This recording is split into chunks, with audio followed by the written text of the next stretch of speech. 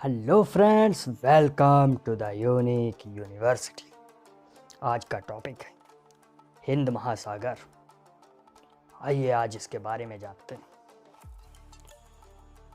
हिंद महासागर का कुल क्षेत्रफल 7,44,27,000 वर्ग किलोमीटर, जो कि इसके जलीय क्षेत्र का 20.3% है। इसकी औसत गहराई 3,872 मीटर है। बात करें इसके सबसे गहरी भाग की तो जावा ट्रेंच, जो कि 7,725 मीटर है। प्रमुख सागर इसके अरब सागर, बंगाल की खाड़ी, अंडमान सागर तथा लाल सागर है। सबसे बड़ा सागर अरब सागर है, जो कि 38,63,000 वर्ग किलोमीटर में फैला है, तथा सबसे छोटा सागर लाल सागर है, जो हीरे और 60% यूरेनियम इसके क्षेत्र में पाए जाने की आशा है। इसकी समुद्री सतह पर उपलब्ध होने वाले स्रोतों, विशेषकर ऊर्जा स्रोतों की कमी नहीं है। सोवियत लेखक येवगेनी रुयातसेव ने अपनी पुस्तक हिंद महासागर शांति और सुरक्षा की समस्याओं में लिखा है, संयुक्त राज्य अमेरिका यहाँ से 40 तरह का कच्चा माल ले जाता है, जिसमें यूरेनियम, लिथियम, बेरिलियम इत्यादि सैनिक महत्व का कच्चा माल भी होता है। जापान अपनी तेल की प्रायः 100% मांग फारस की खाड़ी के तेल से पूरी करता है।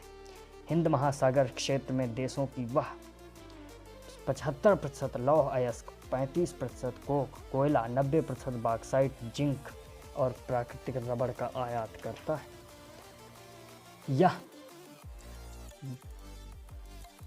10,400 किलोमीटर लंबा तथा 9,600 किलोमीटर चौड़ा है।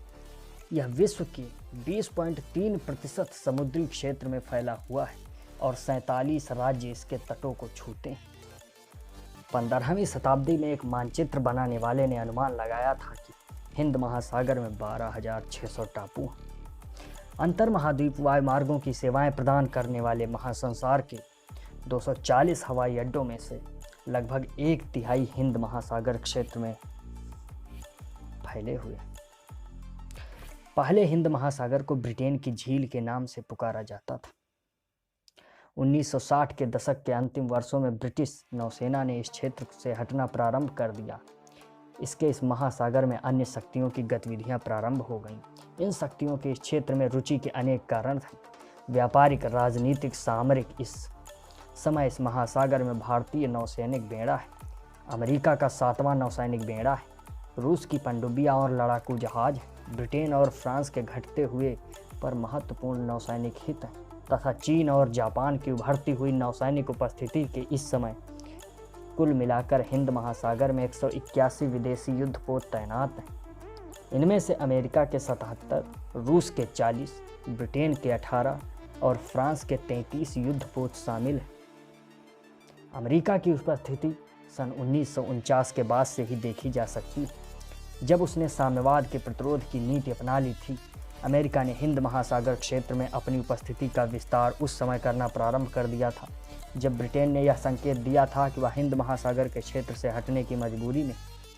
अमेरिकी विचारों का मत था कि हिंद महासागर क्षेत्र में ब्रिटिश वापसी से वहां एक शक्ति शून्य उत्पन्न हो जाएगा, जिसका भरा जाना अत्यंत आवश्यक है। अगस्त 1964 में आंग्ल अमेरिकी संयुक्त दल ने नौसैनिक अड्डों के लिए द्वीपों के चुनाव के निमित्त हिंद महासागर का संयुक्त सर्वेक्षण किया।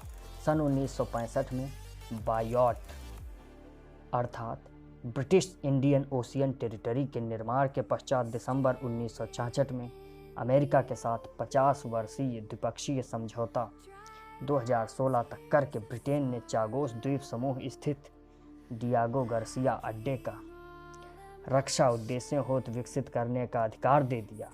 13 मील लंबे व 6 मील चौड़े इस अड्डे को नौसैनिक सुविधाओं से सुसज्जित करने हेतु अमेरिका ने लगभग $50 मिलियन व्यय करके विश्व के प्रमुख अड्डे के रूप में विकसित कर लिया है। हिंद महासागर में अमेरिका की उपस्थिति का अंदाजा इस बात से लगाया जा सकता है कि इसमें उसके न केवल स्थायी सैनिक अड्डे हैं, बल्कि उसने अनेक देशों की हवाई पट्टियों और बंदरगाहों के प्रयोग की सुविधाएं भी उपलब्ध हैं।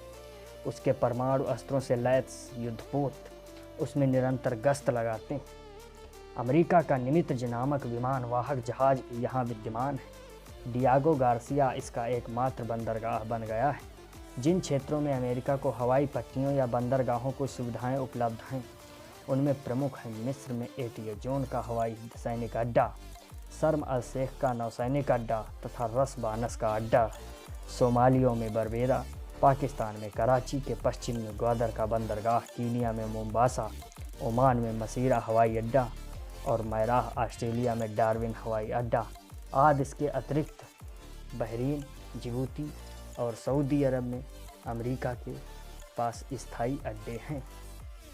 बात करें इसके पर्यावरण के खतरे की, तो हिंद महासागर पर पर्यावरण प्रदूषण का प्रकोप कुछ अधिक ही रहा है। वर्तमान समय में सैनिक खतरों से भी अधिक गंभीर खतरा पर्यावरण प्रदूषण से, जिसके कारण इस महासागर के अस्तित्व का प्रश्न उठ खड़ा हुआ है। हिंद महासागर विश्व के 2 प्रमुख जल मार्गों में से एक है। जिन देशों में जलमार्ग के माध्यम से तेल की आपूर्ति होती है, उनके जहाज प्रायः इसी महासागर से होकर जाते हैं।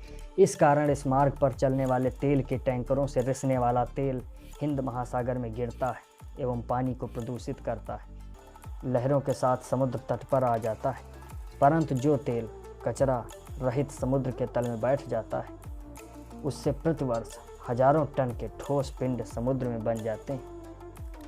ये पिंड लगातार पर्वताकार होते जा रहे हैं। हिंद महासागर की कुल तटरेखा का 12.5% भाग भारतीय तटरेखा है। हिंद महासागर में भारत के लगभग 1156 द्वीप हैं। इनकी सुरक्षा और विकास का उत्तरदायित्व तो भारत पर है। भारत का लगभग 98% अंतर्राष्ट्रीय व्यापार हिंद महासागर के मार्ग से होता है। अब आप इसके इम्पोर्टेंस को समझ ही सकते हैं। महासागर के बारे में कुछ खास जानकारियाँ, उम्मीद है आपको पसंद आई होंगी। तो मज़ा आया? नहीं आया? ओह सॉरी, खैर कोई बात नहीं, सब्सक्राइब कर लो, अगली बार आएगा। तब तक के लिए चलते हैं। जय हिंद।